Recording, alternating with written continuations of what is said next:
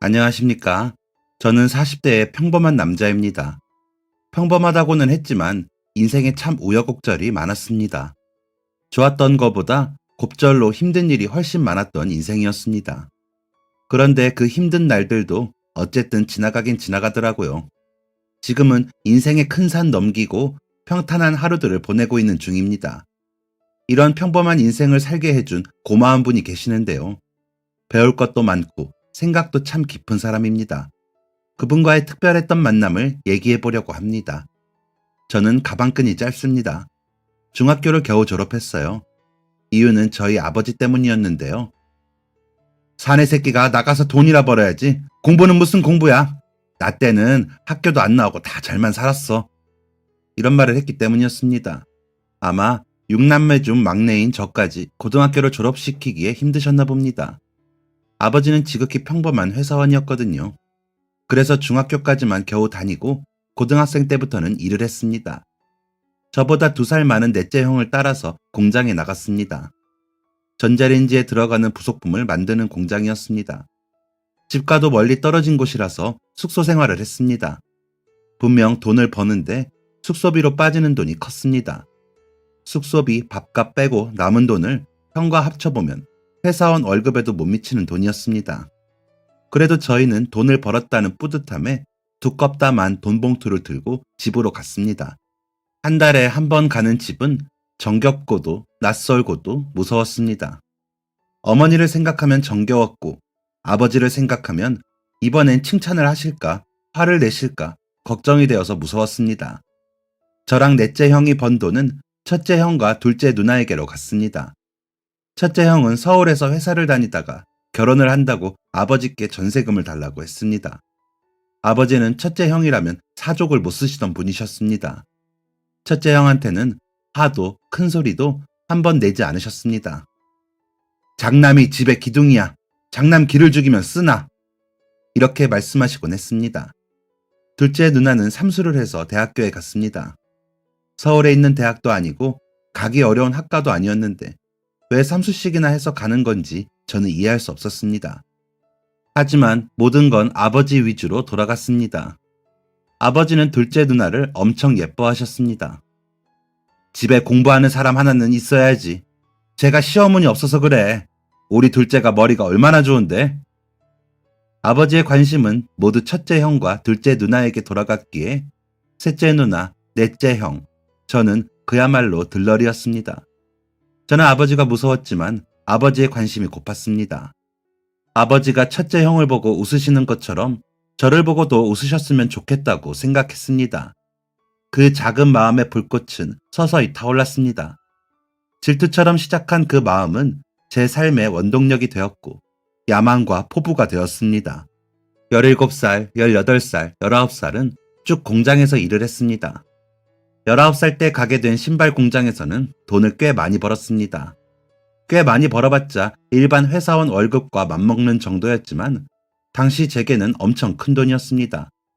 이전과 큰 차이는 없었지만 그것 조금 더 번다고 마음의 여유도 생기고 가끔은 제가 먹고 싶은 것도 먹을 수 있게 되었습니다.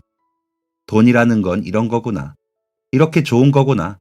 라고 그때 처음 알게 되었습니다.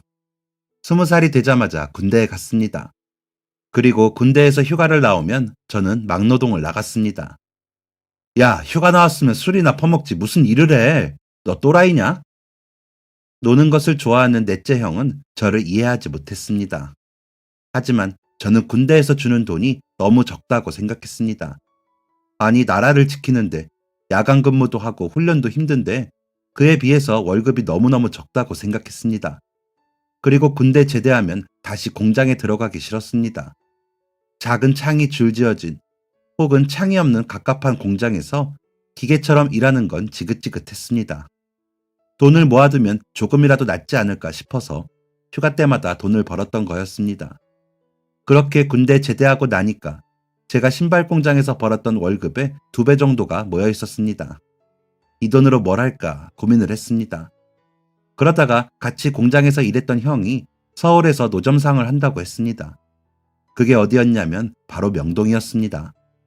지금은 명동이 예전 같지 않다고들 하지만 그때 정말 명동은 어마어마했습니다. 우리나라 사람, 외국인이 엄청 많았고 노점상도 아무나 할 수 있는 게 아니었습니다.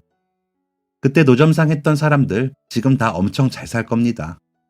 돈 없으면 노점상도 못했고 한 명이 여러 개 가지고 있는 것도 있었거든요. 형이 하는 노점상은 닭꼬치 가게였습니다. 매출이 엄청 나온다고 하더라고요. 그냥 길거리에서 하는 노점상이 그것도 비싼 것도 아니고 겨우 닭꼬치인데 팔면 얼마나 파나 했습니다. 제가 믿을 수 없다는 표정을 짓자 형은 제게 매출을 슬쩍 알려주었습니다. 웬만한 식당 저리 가라였습니다. 야, 나 이거 노점상 하려고 얼마나 애썼는 줄 아냐? 우리 사촌 형이 비싸게 다른 사람한테 판다는 거 겨우겨우 자리 받아온 거야. 근데 많이 버는 만큼 진짜 바쁘다. 각오해라 너. 돈을 그렇게 많이 준다는데 아무리 힘들어도 무조건 하겠다고 했습니다. 저는 바로 서울로 올라갔습니다. 작은 달방 하나 얻어서 노점상 일을 시작했습니다. 형이랑 둘이 하는 일이었습니다. 정말 제가 거기서 일하다가 제가 사람인지 닭인지 헷갈릴 정도였습니다. 너무너무 바빴습니다. 손님들이 줄을 서서 닭꼬치를 먹었습니다. 오후 4시부터 밤 12시까지 8시간 동안 엉덩이를 한 번 못 붙이고 일을 했습니다.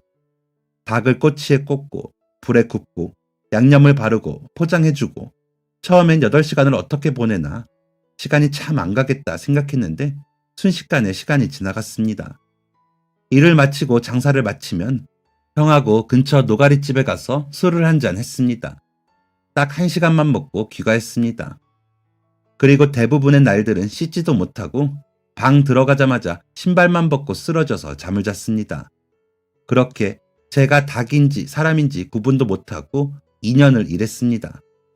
형과 제 몸은 많이 망가져 있었습니다.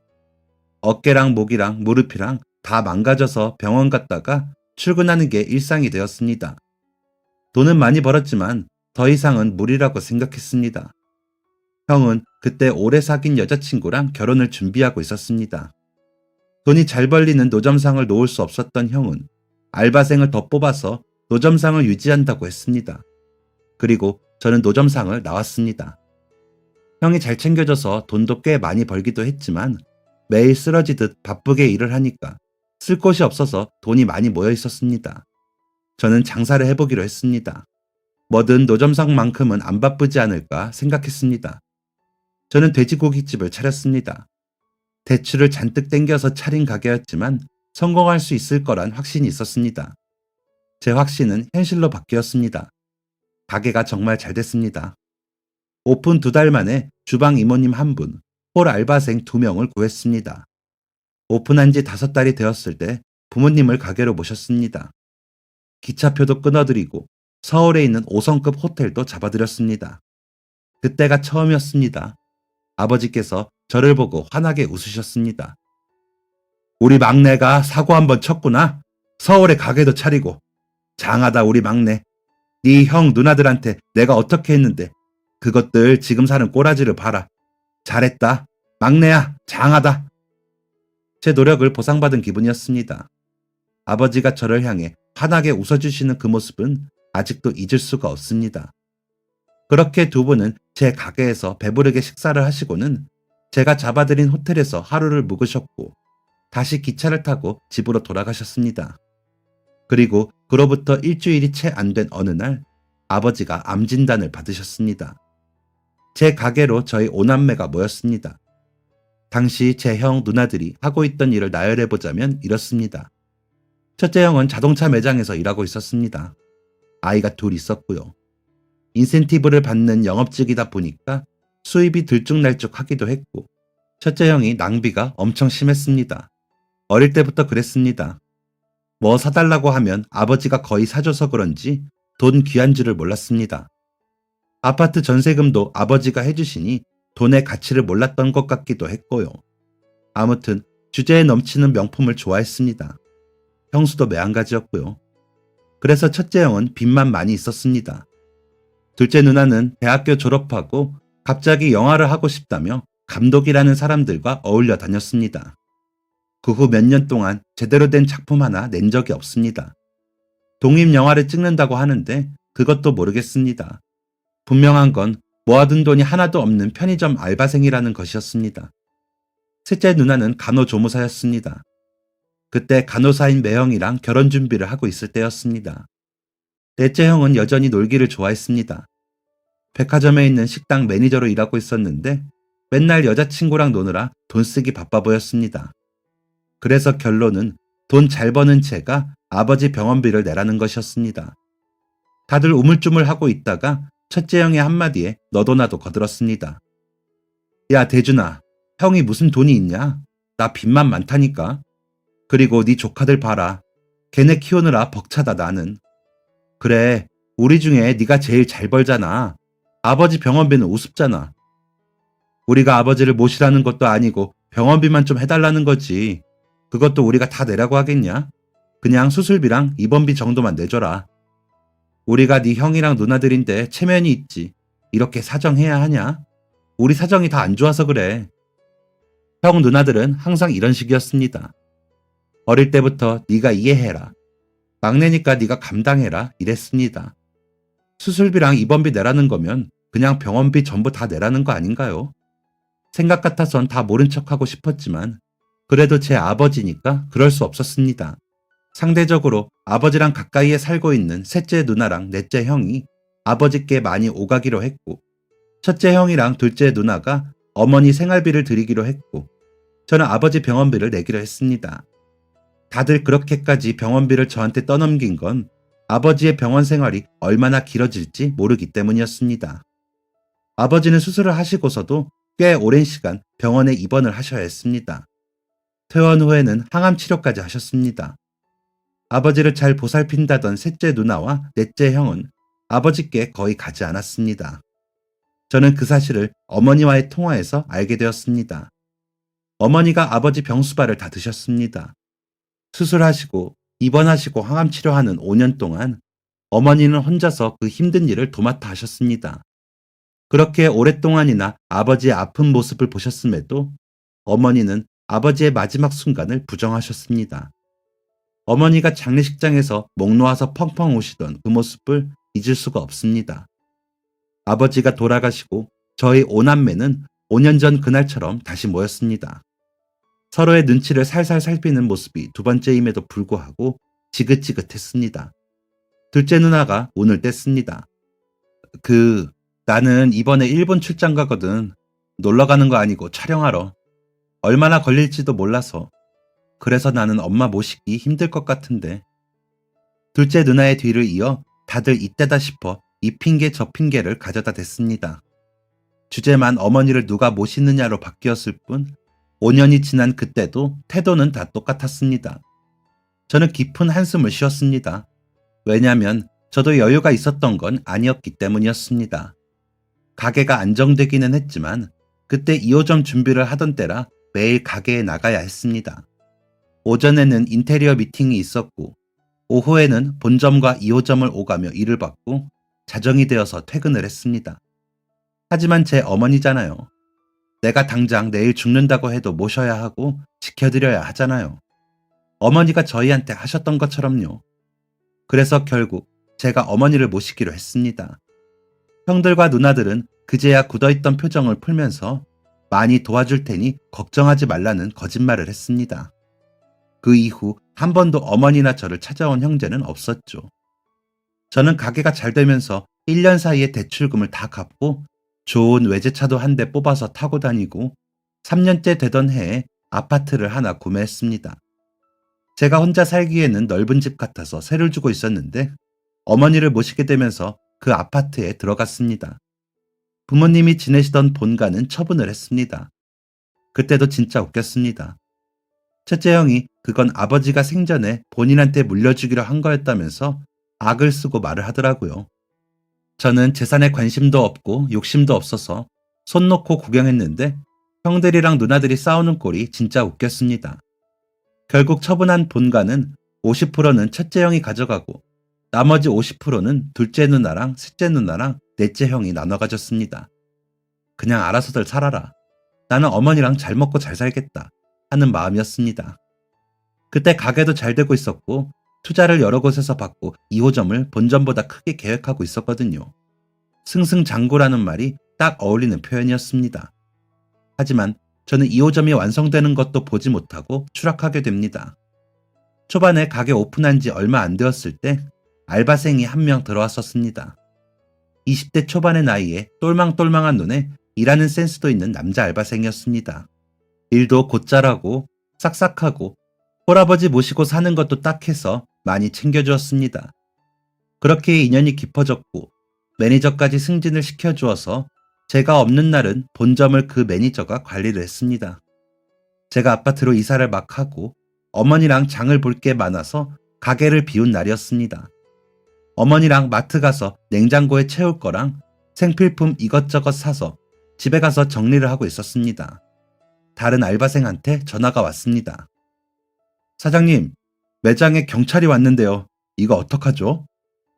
당장 경찰서로 달려갔습니다. 저한테 전화를 건 알바생과 매니저, 그리고 어려 보이는 학생 4명이 있었습니다. 미성년자한테 술을 팔았다는 겁니다. 매니저가 조사를 받고 있었고 알바생이 제게 상황을 설명해 주었습니다. 매니저님이 신분증 검사 안 해도 된다고 해서요. 뭐? 왜? 가끔 그러던데요. 매니저님 가끔 신분증 검사 안 할 때 있어요. 뭐? 왜 나한테 말 안 했어? 매니저님이 자기 지인이라고 괜찮다고 해서 저는 진짜 괜찮은 줄 알고요. 그런데 오늘은 너무 어려 보여서 검사하자고 했는데 매니저님이 하지 말라고 아는 애들이라서 괜찮다는 거예요. 그런데 가게에 있는 사람인지 지나가는 사람인지 신고를 했나 봐요. 갑자기 경찰 오고 매니저님 얼굴 새하얗게 질리고 쟤네 도망가는데 경찰분들이 잡아서 경찰서에 온 거예요. 매니저를 정말 많이 믿었거든요. 그런데 저를 속이고 종종 자기 아는 동생들을 불러서 술을 먹인 겁니다. 알바생들을 모아놓고 알아보니까 누가 봐도 미성년자 같은 애들한테 술을 내준 게 몇 번 있었다고 했습니다. 그리고 어쩔 땐 계산도 안 하고 돈도 안 받았다더라고요. 알바생들은 당연히 제가 허락한 줄 알고 따로 제게 말을 안 했던 겁니다. 그 사건으로 제 가게는 영업정지 2개월을 당하게 되었습니다. 그리고 2호점 오픈을 투자한다던 투자자들이 제게 등을 돌렸습니다. 2호점은 번화가에 상권 좋은 건물 1층과 2층을 세를 받았던 거였습니다. 권리금이며 보증금, 월세도 어마어마한 곳이었습니다. 투자자들을 믿고 대출을 최대한으로 당겨받았고 월세도 이미 나가고 있는 상태였고 인테리어도 어느 정도 마무리가 되어서 계약금의 80%를 낸 상태였습니다. 실온 보관하는 식자재들도 전부 다 발주가 들어가 있었고 본점에서 쓰는 소스들은 2호점에서 똑같이 배합하기 어려우니까 그냥 다 만들어진 상태로 배급하려고 공장에 맡겨서 제작하고 있는 중이었습니다. 정말 한순간의 실수로 나락으로 떨어졌습니다. 본점은 2개월 동안 문을 닫으니 수입이 전혀 없었고 남아있던 고기, 야채들 다 처분해야 했고 2호점 오픈도 무산이 되고 말았습니다. 2호점부터 처분을 해야 했습니다. 보증금이나 제대로 받을 수 있을까 했는데 가게가 빨리 빠져서 다행히 보증금은 제대로 받았습니다. 하지만 권리금은 하나도 받을 수 없었습니다. 새로 들어오는 사람이 미용실을 한다고 하더라고요. 제가 두어 달을 공들인 인테리어는 아무짝에 쓸모없다고 권리금 한 푼도 못 준다고 했습니다. 권리금이 중요한 게 아니었기에 할 수 없이 보증금만 받고 나왔습니다. 대출 중도 상환하고서도 대출이 한참이나 쌓여 있었습니다. 본점까지 빼야 하나 갈등을 했습니다. 하지만 본점이 없으면 제가 설 자리는 아무것도 없었습니다. 그때 어머니가 그러셨습니다. 막내야, 우리 이사 갈까? 어머니가 하시는 말씀이 무슨 뜻인지 알 수 있었습니다. 너무 아쉽고 너무 죄송했습니다. 열심히 벌어서 처음으로 산 집을 팔아야 하는 현실에 아쉬웠고 방 하나짜리 빌라로 가야 하는 신세에 어머니께 죄송했습니다. 아파트를 판 돈으로 대출금은 모두 갚을 수 있었습니다. 더 열심히 일하면 상황이 금방 나아질 거라 믿었습니다. 이때까지 그랬던 것처럼 노력으로 극복할 수 있을 거라고 생각했습니다. 하지만 그건 너무 섣부른 판단이었습니다. 가게에는 좀처럼 사람이 오지 않았습니다. 아마 소문이 났을 겁니다. 그날 그렇게 소동을 벌였으니 주변 상인들, 동네 사람들이 다 알아챘겠죠. 도덕적이지 않은 가게에 굳이 발을 들일 손님은 없었습니다. 알바생도 없이 혼자 일을 했지만 너무나도 한가했습니다. 바글바글 사람이 끓던 가게엔 파리만 날렸습니다. 너무 심란해서 잘 안 먹는 술을 매일 마셨습니다. 손님 없는 가게에서 홀로 술을 먹다가 새벽에 집에 들어갔습니다. 막내야, 가게 그만 정리하는 게 어떻겠냐. 그거 붙잡고 있는 거 그게 아집인 거야. 그만 놔주라. 어머니께서는 되지도 않는 가게 붙잡고 있으면서 속상해하는 제가 안타까우셨나 봅니다. 하지만 저는 가게를 끝까지 놓지 못했습니다. 가게세를 낼 돈도 없어서 보증금을 다 까먹고 나서야 쫓겨나듯 가게를 정리했습니다. 그렇게 열심히 일했는데, 정말 열심히 5년을 넘게 일궈낸 제 가게였는데, 끝내고 나니 제겐 아무것도 남아있지 않았습니다. 사람도 없고 돈도 없었습니다. 허망했습니다. 이제껏 고생한 제 노력이 아무것도 아닌 게 되어버린 기분이었습니다. 우울감에 빠져있던 어느 날이었습니다. 어머니께서 빌라 계단에서 구르시는 사고를 당하셨습니다. 당시 어머니 나이가 70이셨습니다. 어디 하나 부러지면 잘 붙지도 않고 어디 상처나면 잘 아물지도 않는 나이셨습니다. 어머니는 허리를 심하게 다치시면서 병원에 입원을 하게 되셨습니다. 어머니가 입원하셨다는 소식을 듣고서야 형들과 누나들이 몰려왔습니다. 그 와중에 저를 나무라더라고요. 너는 어쩌자고 어머니를 이 지경으로 만든 거야. 네가 잘 돌보겠다고 했잖아. 너 가게도 뺐다면서 밥벌이는 하고 다니는 거냐? 가방끈은 짧아도 사람 구실 하나 했더니만. 미치도록 화가 났지만 반박할 말이 떠오르질 않았습니다. 첫째 형이 한 말 중에 틀린 말은 없었습니다. 저는 가방끈이 짧고 밥벌이도 못하고 어머니까지 다치게 한 사람이었습니다. 모두들 저를 나무라고 떠났습니다. 그런데 제 상황이 어떤지 뻔히 알면서 저를 도와준다는 형제는 단 한 명도 없었습니다. 그나마 일본에 있다가 들어온 둘째 누나만이 밥 사먹으라며 10만 원을 쥐어주었습니다. 정말 인생이 모두 무기력하게 느껴졌습니다. 다시 제 한 몸 불사지르며 뭔가를 도전할 용기도 열정도 없었습니다. 그 와중에 세상은 제게 정신 차리라는 듯 카드값 고지서를 들이밀었습니다. 어머니의 병원비가 정말 많이 나왔습니다. 당장 카드값 메울 능력이 없었던 저는 다른 카드를 만들어서 카드값을 메우면서 3개의 카드로 일명 카드 돌려막기를 했습니다. 그때가 제 인생에서 최악의 순간이었습니다. 17살 때 넷째 형이랑 공장에 다니던 때보다 더 열악했습니다. 몇 달을 어머니 병간호를 하면서 일도 안 했습니다. 카드 빚은 쌓이고 있었고요. 휠체어에 탄 어머니 모시고 산책을 하는데 갑자기 번쩍 정신이 들더라고요. 내가 지금 뭐하고 있나 싶었습니다. 갑자기 제 자신이 너무 한심하게 느껴졌습니다. 메꿔야 하는 카드값이 5천만 원 정도 됐습니다. 내가 미쳤구나 싶었습니다. 저는 당장 뭐라도 해야겠다고 생각했습니다. 그리고 그 무렵 어머니가 퇴원을 하셨습니다. 완전히 편하게 움직이지는 못하셨지만 그래도 집에서 혼자 화장실은 가실 수 있는 정도였습니다. 저는 군대 휴가를 나왔을 그때처럼 다시 막노동을 시작했습니다. 하지만 막노동만으로는 부족했습니다. 저는 막노동 가기 전 1시간 동안 신문 배달을 했습니다. 막노동 하다가 만난 외국인 노동자가 있었는데 그 사람이 저희 동네 사람이더라고요. 고향에 애도 있고 자식들도 있어서 돈 많이 벌어야 한다고 했던 그 외국인 노동자는 막노동 나오기 전에 신문 배달을 한다고 했습니다.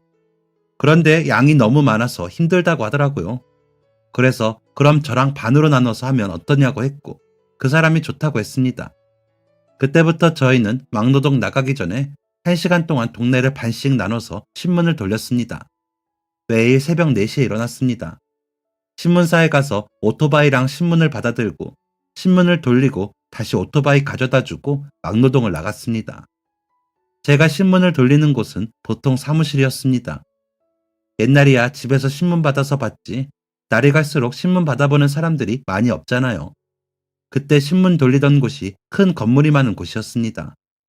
무슨 세무서도 있고 병원도 있고 자격증 학원이나 사무실도 많았습니다. 그런 곳에서 주로 신문을 시키더라고요. 주차장에 오토바이 얼른 대놓고 계단으로 오르내리면서 신문 넣어주면 돼서 주택가보다 훨씬 일이 쉬웠습니다. 외국인 노동자와 반반 나누는 거라 급여가 얼마 안 되었지만 한 푼이 아쉬운 상황이었습니다. 저는 빠르고 열심히 일을 했습니다.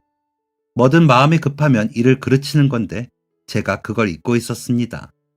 그날은 아침에 10분이나 늦게 일어나는 바람에 하루가 꼬인 날이었습니다. 평소보다 빨리 신문 배달을 마치고 막노동을 가야만 했습니다. 병원과 사무실이 많은 건물에 신문을 얼른 돌리고 오토바이에 몸을 실었습니다. 서두른 탓이었습니다. 상체가 기우뚱 쏠리더니 방향을 잘못 잡았습니다. 이미 엑셀은 당긴 상태였습니다. 저는 몸이 쏠린 채 나아가는 오토바이를 급하게 세우면서 기울어진 손잡이를 꺾었습니다. 오른쪽으로 꺾어 자세를 바로 하는 그 순간 오토바이 뒤쪽에서 듣기 싫게 끼익 긁히는 소리와 무언가 찌그러지는 소리가 동시에 들렸습니다. 아찔했습니다. 저는 얼른 오토바이를 멈추고 내려서 오토바이 뒤쪽으로 가봤습니다. 엄청 짧은 거리였습니다. 오토바이가 휘청하고 다시 돌아오는 그 거리는 고작 4m 정도였습니다. 그런데 하필 그 짧은 거리에 전면 주차되어 있던 차를 오토바이 뒷부분으로 박은 것이었습니다. 머리를 쥐어뜯었습니다. 어떻게 인생이 안 풀려도 일이 더 안 풀릴 수가 있는지 울고 싶을 지경이었습니다. 신문사의 오토바이 뒷부분은 긁힌 자국이 선명했습니다. 하지만 문제는 오토바이가 아니었습니다. 제가 박은 차였습니다. 그 차는 뒷범퍼가 긁히고 번호판이 찌그러져 있었습니다. 그리고 더더욱 큰 문제는 그 차가 외제차라는 것이었습니다. 제가 가게를 운영할 때 돈을 많이 벌었을 때 타던 외제차랑 같은 종의 차였습니다. 그래서 더 머리를 쥐어뜯었습니다. 수리비가 얼마나 나올지 알기 때문이었습니다. 주차장 바닥에 앉아서 한동안 사고 난 상대차만 쳐다봤습니다. 설마 뒷범퍼를 다 갈아달라고 하진 않겠지. 칠하는 비용 정도만 주면 될까? 그것도 금액이 상당할 텐데. 번호판도 바꾼다고 하겠지. 큰일이다. 정말 큰일이다. 저는 떨리는 손으로 차 주인에게 전화를 걸었습니다. 그때가 새벽 5시였습니다. 너무 이른 시간이라 문자를 남길까 하다가 그래도 사고가 사고인 만큼 전화를 하는 게 나을 것 같았습니다. 전화 너머로 잠에서 덜 깬 목소리가 들려왔습니다. 여보세요? 아, 네, 안녕하세요. 저 땡땡 1234 차주분이시죠? 네, 그런데요. 무슨 일이시죠? 저기 제가 신문 배달하는 사람인데요. 오토바이로 사장님 차를 살짝 박았습니다. 정말 죄송합니다. 뒷범퍼에 스크래치도 좀 났고 번호판도 찌그러졌어요. 아, 정말 죄송합니다. 제가 지금 집에 있어서요. 아직 출근 전이거든요. 어제 회사 주차장에 차를 두고 온 거라. 이따 출근하면서 확인하고 연락드리겠습니다. 네, 알겠습니다. 차주는 엄청 당황한 것 같았습니다. 그래도 욕 안 들은 게 어디냐며 다시 일을 시작했습니다. 신문사에서는 오토바이 수리비를 요구했습니다. 신문 돌려서 번 돈 오토바이 수리값으로 다 나가게 생겼었습니다.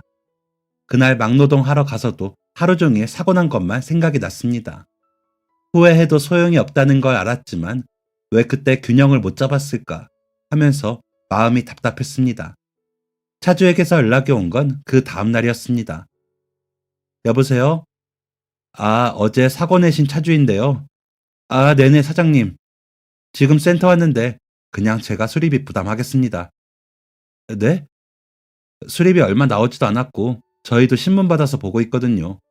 일부러 그러신 것도 아니고 일하시다 그러신 건데 괜찮습니다. 덕분에 차 검진도 한번 받았고요. 그 주차장 사고가 종종 나더라고요. 전면 주차라 그런가? 아무튼 다음부터는 조심해 주세요. 사장님, 감사합니다. 정말 감사합니다. 제가 이 은혜를 어떻게 갚아야 할지 진짜 감사합니다. 네? 은혜라뇨? 아닙니다. 아니에요. 정말 감사합니다. 아까 신문 받아보고 계신다고 하셨죠? 혹시 근무하시는 곳이 몇 층인지 알 수 있을까요? 제가 작게나마 사례하고 싶어서요. 아니요, 괜찮습니다. 진짜 괜찮아요. 아니에요. 이거라도 하게 해주세요. 안 그러면 제 마음이 불편할 것 같아서 그렇습니다. 차주는 마지못해서 근무하는 곳을 알려주었습니다. 건물 5층에 있는 치과였습니다. 차주와 전화를 한 다음날 저는 약소하지만 홍삼 영양제를 사서 신문과 함께 병원 앞에 두었습니다. 그리고 다음날 문자가 왔습니다. 놓고 가신 영양제 잘 받았습니다. 챙겨주셔서 감사합니다. 잘 먹겠습니다. 항상 운전 조심하시고 수고하세요. 마음이 가벼웠습니다. 사고를 냈다는 죄책감과 수리비용 부담을 해야 한다는 중압감에 내내 마음이 좋지 않았는데 좋은 차주분을 만나서 정말 다행이었습니다. 세상은 아직 살만하구나 생각을 했습니다. 저는 이 감사한 차주분을 참 고마운 차주분이라고 저장해 두었습니다.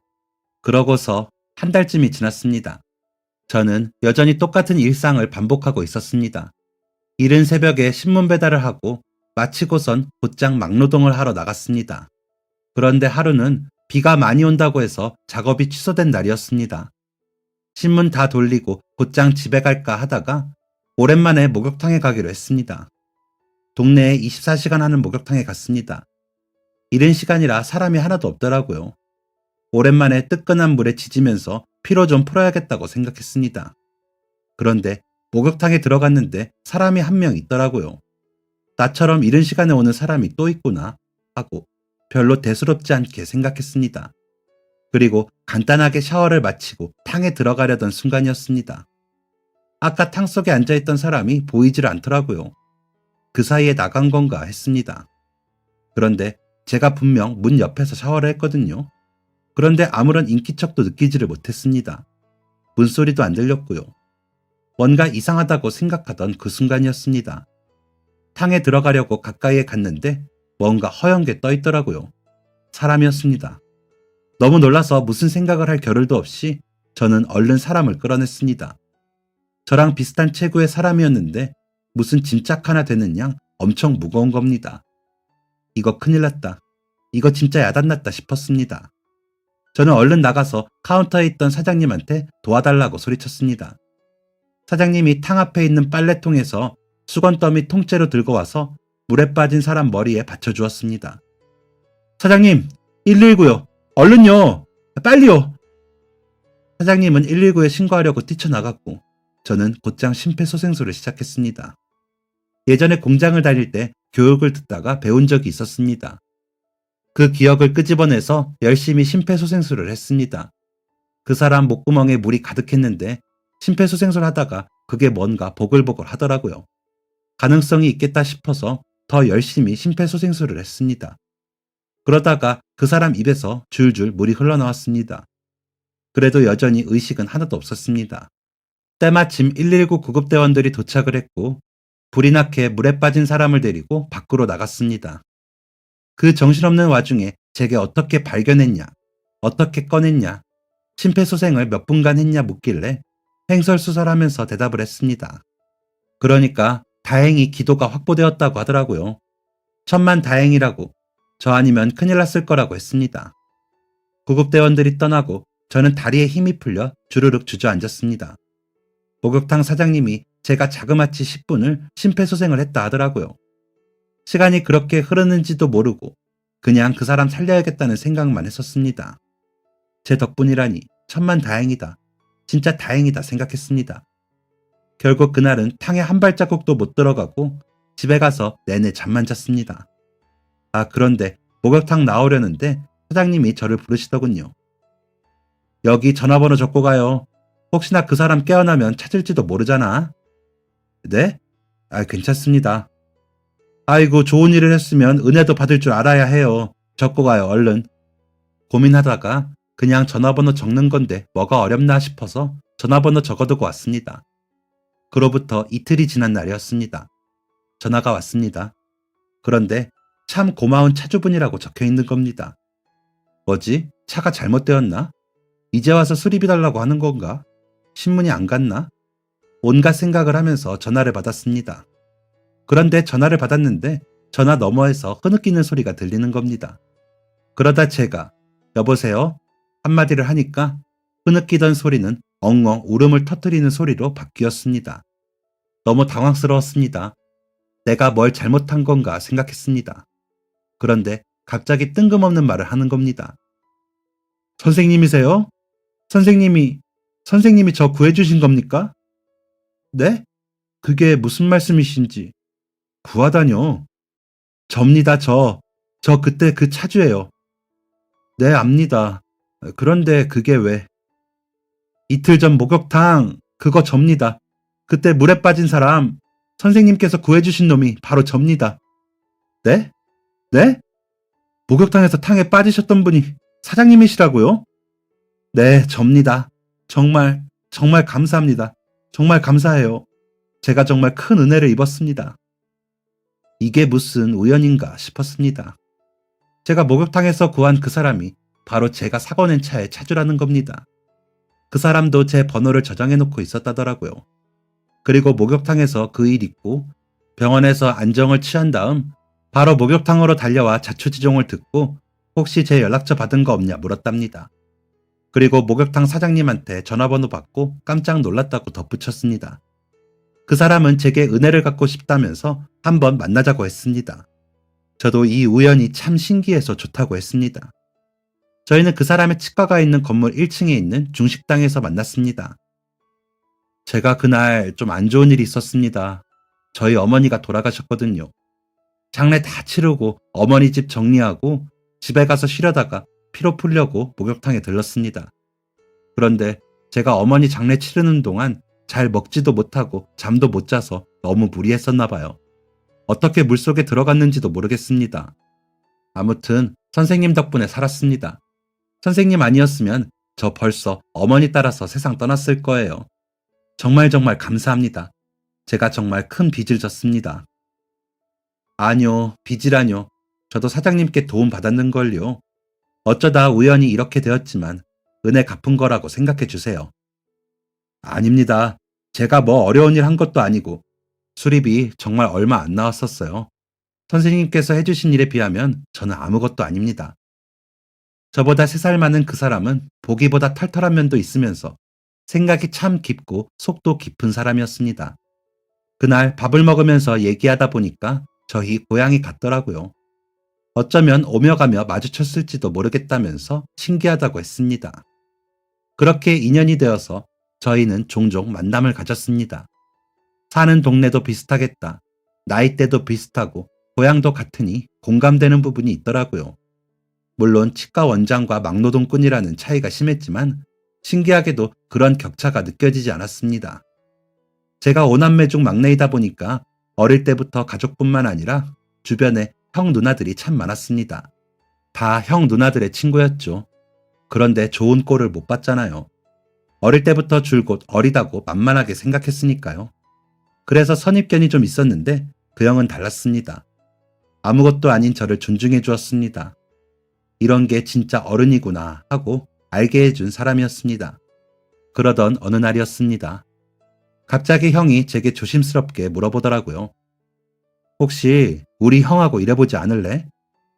형네 형이랑? 왜요? 무슨 일이요? 이번에 형이 좀 크게 갈비집을 하려고 하는데 당장 다음 달이면 오픈인데 점장급으로 일해줄 사람이 마땅치 않다고 해서. 내가 너 예전에 고깃집 했던 거 말했거든? 그러니까 한번 보자네. 이제 시작하는 단계라서 어수선하기도 할 거고 많이 바쁘기도 할 텐데 그만큼 많이 챙겨줄 거야. 내가 너 진짜 괜찮은 동생이라고 잘해주라고 했거든. 어때? 괜찮아? 한번 만나볼래?